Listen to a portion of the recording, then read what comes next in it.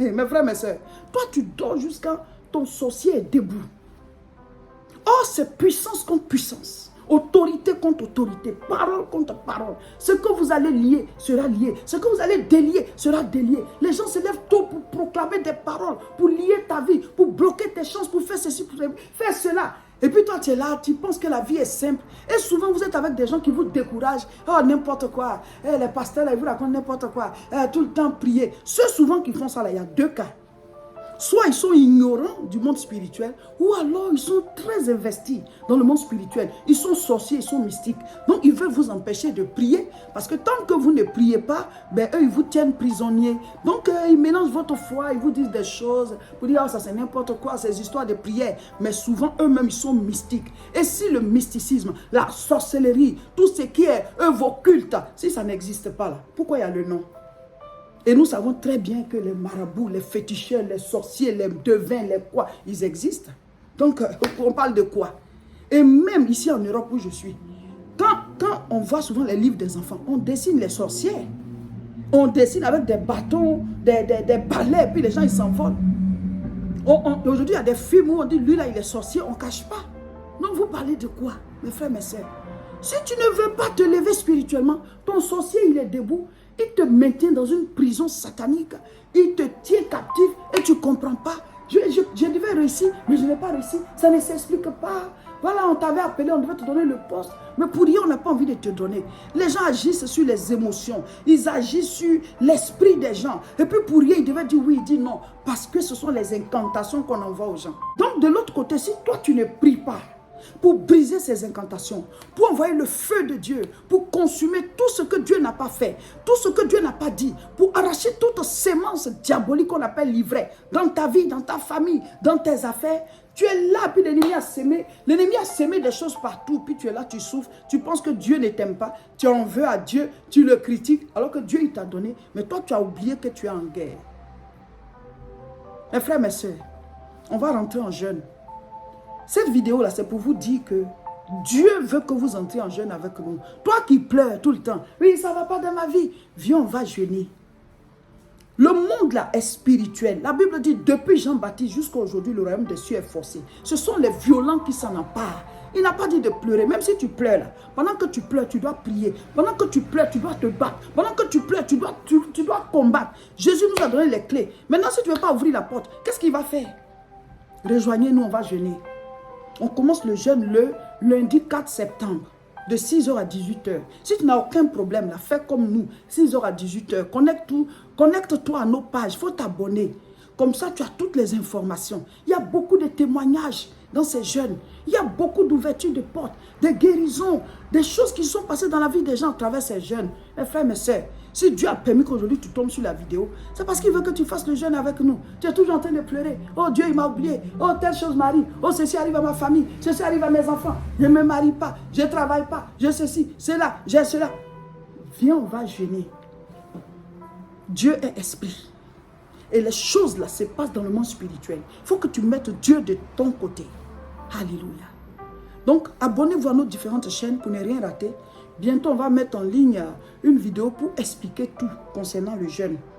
Donc, notre page Facebook, Réseau International Richesse. La page de mon époux, Révérend Roger Seka. Et YouTube, La Moisson TV. Connectez-vous, abonnez-vous à toutes ces chaînes. Comme ça, vous avez les informations. Le lundi 4 septembre, top départ. Eh mes frères, il faut être debout, hein, la vie là. Il faut être debout. Exode chapitre 7, lisons à partir du verset 14. L'Éternel dit à Moïse, Pharaon a le cœur endurci. Il refuse de laisser aller mon peuple.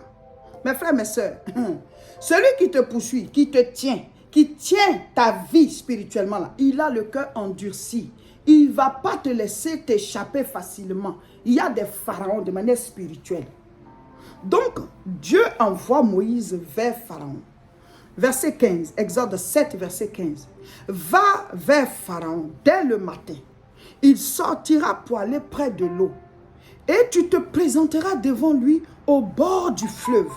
Tu prendras en ta main la verge qui a été changée en serpent. Dieu envoie Moïse. Il lui dit, d'aller rencontrer Pharaon très tôt le matin, que Pharaon va aller au bord de l'eau, au bord du fleuve. Et il lui dit, tu vas prendre dans ta main la verge qui a été transformée en serpent. Quand Dieu a appelé Moïse au ministère pour dire, va, je t'envoie pour aller délivrer mon peuple là, la puissance qu'il lui a donnée se manifestait à travers sa verge. Son bâton qu'il prenait pour diriger les moutons avant là. Dieu lui a dit, dépose ça par terre.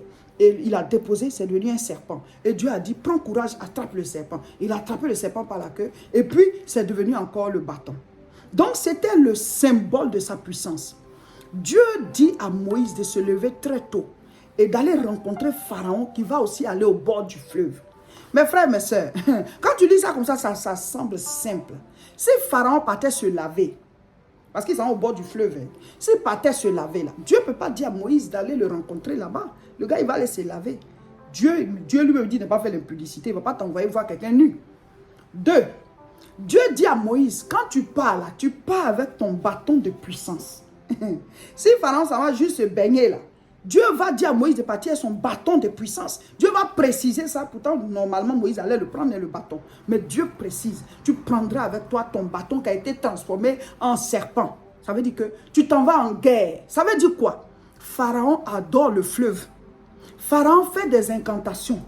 Il est idolâtre. Il n'est pas simple. Il a une puissance. Donc, il se lève très tôt pour aller adorer son génie. Ils sont au bord du fleuve là, pour faire des incantations. Les hommes préfèrent adorer les créatures que d'adorer le Créateur. Le nom de Dieu existe dans toutes les langues du monde. Et quand tu leur demandes, là-bas, là, qui est là-bas, ils vont te dire le nom de la personne. Mais on préfère adorer les créatures que d'adorer le Créateur. Donc, Dieu dit à Moïse, il va aller adorer l'eau que moi j'ai créée là. Or, quand tu adores quelque chose, un esprit vient se mettre derrière et puis commence à t'exaucer. Donc, toi, tu penses que vraiment on devait adorer la chose là. Parce que les démons, ils ont perdu leur puissance au ciel. Donc, ils veulent diriger la terre, mais à travers les hommes. Donc, quand tu fais quelque chose que Dieu dit de ne pas faire, eux, ils viennent se cacher derrière ça. Dieu dit de ne pas adorer les créatures, de ne pas adorer les objets. Mais donc, quand tu adores ça, ce sont les démons qui viennent te donner des exaucements. Donc, tu te dis, ah, mais ça marche. Donc, le pharaon, lui, il était un idolâtre. Il partait prendre sa puissance dans l'idolâtrie. Il adorait le fleuve. Donc, Dieu dit à Moïse, lève-toi tôt. Pour que toi aussi, tu le rencontres là-bas. Mais tiens ton bâton de puissance. Pendant que toi, tu dors, ton sorcier, il ne dort pas. Pendant que toi, tu es paresseux, ton sorcier n'est pas paresseux. Pendant que toi, tu négliges le monde spirituel, ton sorcier est conscient du monde spirituel. Pendant que toi, tu ne combats pas, ton sorcier te combat. Mes frères, mes soeurs, on est en guerre. Sur cette terre-là, on est en guerre. Et notre guerre, ce n'est pas une guerre contre les êtres humains. Mais ce sont les esprits impurs. Et les esprits impurs, ils agissent à travers des êtres humains.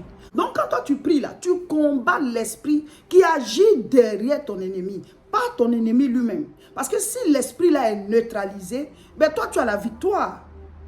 Mais toi tu es paresseux pendant que celui qui est ton ennemi là, lui il est en train d'agir spirituellement avec les mauvais esprits pour te mettre en retard, pour t'anéantir, pour t'envoyer des malheurs, t'envoyer des incantations, pour que des choses t'arrivent. Et lui il se réjouit de ton malheur ou bien elle se réjouit de ton malheur. Et pendant ce temps, toi tu es paresseux, tu es paresseuse spirituellement, tu es là, tu joues avec le monde spirituel. Tu crois que les choses, les actes physiques seulement que tu poses là, ça suffit. Si tu ne veux pas tenir compte du monde spirituel, tu seras une victime du monde spirituel. Pourquoi est-ce que les sorciers, les féticheurs, les devins, les marabouts, les magiciens, pourquoi est-ce que tout cela existe? Si le monde spirituel n'existe pas, pourquoi est-ce que tout cela existe?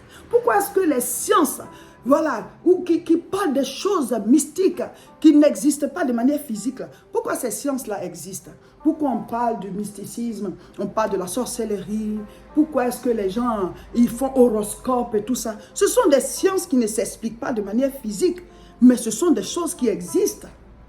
Donc si toi, tu ne veux pas tenir compte du fait que sur cette terre-là, le monde est spirituel avant d'être physique. Même si on ne t'arrache pas quelque chose de manière physique, on peut te l'arracher de manière spirituelle. Même si on ne vient pas t'atteindre de manière physique, on peut t'atteindre de manière spirituelle. Si on ne te tape pas physiquement, on peut te taper spirituellement. Donc si toi tu veux être juste là, comme un ignorant, un innocent, tu seras victime du monde spirituel. Mes frères, mes soeurs, bientôt on va rentrer en jeûne de prière de 21 jours. Cette vidéo-là, c'est une invitation. Une invitation à entrer avec nous dans le train du jeûne. On a l'habitude de dire le train du jeûne. On commence le lundi 4 septembre, tous les jours, de 6h à 18h. De 6h à 18h, on est en jeûne et prière. Pas jeûne simplement, mais avec la prière, on va méditer la parole, on va faire des proclamations. Chacun de nous va faire des mini-veillées où tu parles au Seigneur. Tu pries dans la journée, tu pries dans la nuit. Il y a beaucoup de choses à faire. On doit dégager la puissance spirituelle pour briser les jougs, pour ouvrir des portes, pour débloquer des situations. C'est une nouvelle saison. Voilà, on a fini les vacances et on rentre maintenant, c'est l'année scolaire qui va commencer. On doit proclamer une nouvelle saison. Dieu est un Dieu de saison. Tu vas prier, si tu étudies là, toi-même tu vas prier pour tes études. Si ce sont tes enfants qui étudient, tu vas prier pour eux. Si ce sont tes neveux, tu vas prier pour eux. C'est une nouvelle saison. Le travail, voilà, il faut que tu lances un nouveau départ pour ton travail. Il faut que tu proclames ça devant Dieu. Il y a beaucoup de choses à faire. Donc les jeunes là, sont très très importants. Il faut que vous puissiez vous habituer à cela. Nous, chaque 3 mois, on rentre en 21 jours de jeûne et prière. On commence le lundi 4. Si tu ne peux pas faire de 6h à 18h, il faut réadapter. Ça dit, tu peux faire de 8h à 16h ou bien de 8h à 14h. En tout cas, ça dépend de ce que tu as comme problème. Et Dieu, lui, sait. Dieu sait. Donc, ce n'est pas quelqu'un qui va t'obliger. C'est le cœur que Dieu regarde. Mais si tu peux faire comme nous de 6h à 18h, pourquoi faire la paresse spirituelle? Le Seigneur connaît ton niveau. Il sait ce que tu peux tenir. Mes frères, mes soeurs, rejoignez-nous. Ça commence le lundi 4 septembre à partir de 6h du matin. C'est-à-dire quand il est 6h chez toi, tu es en jeûne jusqu'au soir à 18h. Et nous allons jusqu'au dimanche 24 septembre. Tous les jours, pendant 21 jours. Ceux qui n'arrivent pas à faire de 6h à 18h, si vous avez un problème particulier, ou bien si vous êtes une femme enceinte, ou bien si vous allaitez, vous pouvez réadapter selon votre propre rythme. Par exemple, si vous prenez des médicaments, vous pouvez prendre votre médicament, manger le matin et commencer le jeûne à partir de 8h. Et vous arrêtez soit à 14h, ou à 15h, ou à 16h, ça dépend de vous. Mais ne restez pas juste sans rien faire. Voilà, faites à votre rythme. Mais ceux qui n'ont pas de problème, il faut vous efforcer. Vous voyez, il faut être violent spirituellement. Il y a des gens qui sont paresseux de manière spirituelle. Les choses difficiles, les situations qui s'opposent à vous grandissent et votre vie de prière ne grandit pas. Donc il y a un déséquilibre et vous êtes perdant, vous tournez en rond, vous ne comprenez pas. Dieu vous a donné des choses, vous sentiez que vous allez rentrer en possession de quelque chose, vous alliez pouvoir atteindre un certain niveau et vous ne l'avez jamais atteint, vous ne l'avez jamais saisi et vous ne comprenez pas. Le monde est spirituel. La Bible dit que le voleur, le diable, il ne vient que pour dérober, égorger et détruire. Il y a des gens à qui le diable a volé des choses. Donc tu es là, on t'a dépouillé de tout. Le diable, ce n'est pas que tu vas le voir. Il utilise des gens. Le monde est spirituel. C'est pour ça que les féticheurs, les marabouts, les voyants, toutes sortes de noms, voilà, les devins, c'est pour ça qu'ils existent. Si le monde n'est que physique, eux, ils travaillent sur quoi? Ils travaillent ils travaillent selon le monde spirituel. Ils travaillent dans le domaine du monde spirituel. Donc si toi, tu es là, tu veux juste être comme un innocent, voilà, un ignorant dans ce groupe, tu vas te faire avoir, on va te dépouiller, on va t'arracher tout. Et puis tu es là, tu ne comprends pas et tu traverses la terre sans laisser de traces alors que Dieu t'avait prévu une grande destinée. Dieu t'avait prévu une grande destinée, mais tu n'es jamais entré dedans parce que tu ne veux pas tenir compte du paramètre spirituel. On travaille physiquement, mais spirituellement, on doit remplir les conditions pour que notre travail physique ait des résultats.